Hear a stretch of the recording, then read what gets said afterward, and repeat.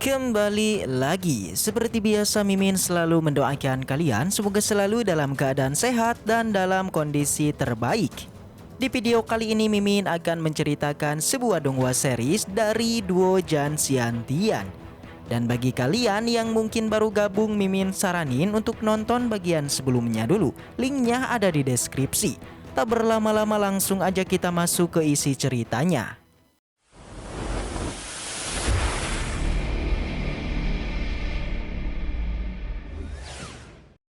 Cerita kembali dilanjutkan yang kini berlatar di sebuah pasar. Di sana terlihat Dapeng, Huamei dan yang lainnya tengah berjalan berniat untuk berbelanja. Suasana di sana terlihat begitu ramai, bahkan setiap pedagang juga menawarkan dagangannya pada Huamei. Kan tetapi Huamei tidaklah menghiraukannya dan kini dia pun berhenti meminta Yudi dan juga Pei Pei agar segera pergi berbelanja membeli beberapa barang tidak perlu mengikutinya. Mendengar itu baik Yudi dan Pei Pei pun mengiyakannya dan mereka pun pergi. Setelah itu Huamei kemudian mengajak Dapeng untuk pergi ke suatu tempat yang sangat sepi. Di sana hanya ada seorang pria yang tengah memotong kayu. Awalnya pria tersebut biasa aja dan tidak ada sebuah keanehan. Tapi setelah Huamei memperlihatkan tokennya, seketika si pria pun menjadi menghormatinya dan mempersilahkannya. Ternyata Huamei inginlah memasuki sebuah tempat yang jarang didatangi, yaitu tempat bawah tanah. Dan si pria ini merupakan penjaga gerbang yang menyamar sebagai pembawa kayu. Segera pria tersebut pun membuka sebuah pintu rahasia yang mengarah pada tempat bawah tanah. Sontak Dapeng menjadi kaget. Dia tidak menyangka kalau di tempat terpencil ini ada sebuah lorong yang sangat besar. Sebelum memasukinya, si pria kemudian memberikan topeng pada masing-masing dari mereka, yang mana hal itu dilakukan untuk keselamatan saat berada di alam bawah tanah. Tanpa berlama-lama Huamei pun memakainya dan langsung memasukinya.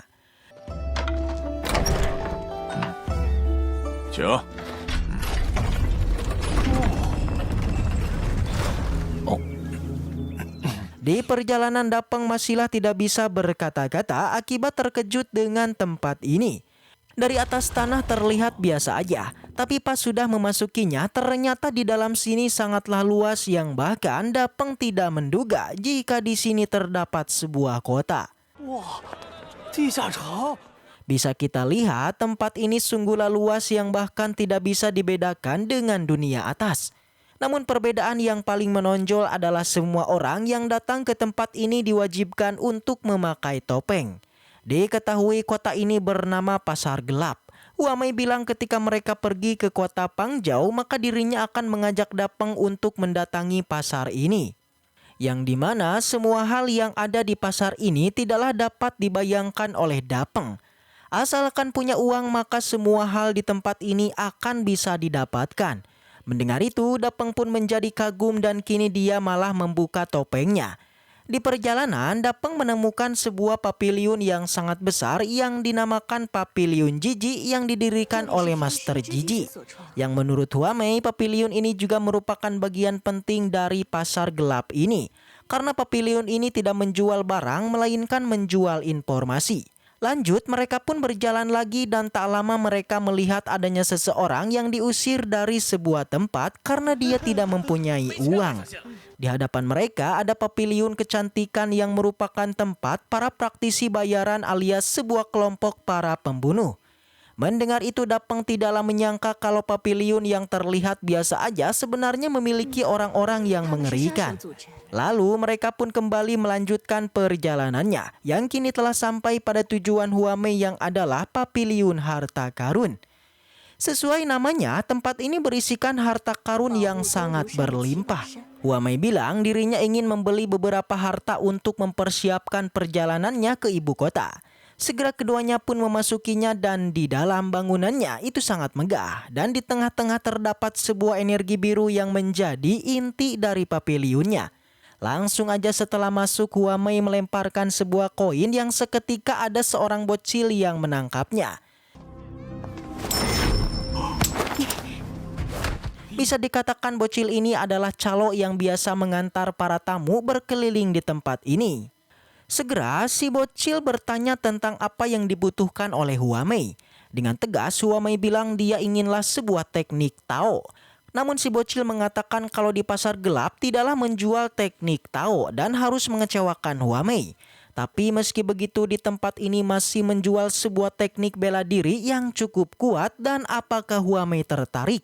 Dapeng bilang dirinya memang tertarik dengan teknik bela diri, jadi apakah Papiliun Harta ini memiliki teknik bela diri bertipe kekuatan? Dengan sumringah, si bocil bilang kalau Papiliunnya memang memiliki teknik yang diinginkan Dapeng yang bernama lengan harimau putih. Dikatakan teknik ini merupakan perwujudan dari keganasan sosok harimau putih yang sangat kuat dan mengenai harganya yaitu 2.000 tael emas. Sontak mendengar itu Dapeng pun terkejut dengan harganya yang sungguh mahal. Namun Huamei tidaklah menawarnya dan langsung membelinya. Tapi si bocil begitu kaget dengan pembayaran Huamei yang tidak biasa, yakni dengan pembayarannya berupa daun emas. Bisa dikatakan orang-orang yang memiliki daun emas bukanlah pelanggan biasa, melainkan orang kaya yang membuat si bocil pun segera meminta Huamei untuk segera pergi ke ruang VIP. 这两位有什么需求？我要道术有几种不错的武道奇法。我对武道奇法同样苛求。恰好有一门名为白虎这么贵啊！买了，立刻请进入贵宾室稍等。 Tak menunggu waktu lama si bocil kemudian kembali sembari membawa buku tekniknya yang diberikan pada Dapeng. Setelah mendapatkannya, Dapeng pun menjadi senang dan merasa jika dirinya mampu mempraktekkan teknik ini, maka langkah serangannya akan semakin mematikan. Setelah buku teknik, Huamei berniat membelikan Dapeng sebuah senjata. Awalnya Dapeng menolaknya, itu karena dia tidak membutuhkan sebuah senjata karena memiliki pilar putih yang sangat kuat. Mendengar itu si bocil pun kemudian mulai memperlihatkan skill perdagangannya dengan menawarkan beberapa barang. Yang pertama, sebuah pedang yang memiliki berat 800 kilo. Tapi Dapeng menolaknya karena katanya senjata itu tidaklah cocok dengan dirinya. Tak menyerah si bocil kemudian menawarkan senjata lain yang adalah satu set busur seberat 3.000 kilo. Alhasil Dapeng mulailah tergugah dan menginginkannya, tapi dia tidak ada niatan untuk membelinya dikarenakan harganya yang sangat mahal. Melihat kalau Dapeng menginginkannya, Huamei pun segera membelikannya dan langsung si bocil pun mengantarkannya. 玩棒子、棍子之类的重兵器。一套3000斤重的弓箭要了。 Di dalam sana tidak hanya ada senjata busur aja, melainkan ada berbagai senjata lain yang juga sama luar biasanya. Ada senjata pedang, baju jirah, dan tentu aja busur panah ini. Dikatakan setiap anak panah memiliki berat sekitar 100 kilo dan menurutnya orang biasa seperti dirinya tidak sanggup untuk menggerakkannya. Mendengar itu Dapeng pun menjadi bersemangat dan tanpa disangka, tiba-tiba di tangan Dapeng anak panah ini seperti biasa aja yang membuat si bocil pun tertegun keheranan. Ternyata memanglah benar kalau busur ini bukanlah busur sembarangan. Terbukti ketika Dapeng mencobanya seketika muncul hempasan angin yang sangat besar. Wow. 这个人有点轻。 Sontak melihat itu si bocil pun menjadi menganga merasa tidak percaya. Setelah mengambil busur ini, Huamei kemudian ingin membeli 2 jimat burung per million. Awalnya Huamei ingin memberikan 1 untuk Dapeng, tapi Dapeng menolaknya, katanya Huamei lebih membutuhkan jimat tersebut dibandingkan dirinya. Dan setelah itu cerita pun bersambung. Tapi sebelum kita akhiri video kali ini, seperti biasa Mimin akan kembali bahas untuk spoiler episode selanjutnya. Langsung aja kita masuk ke spoilernya.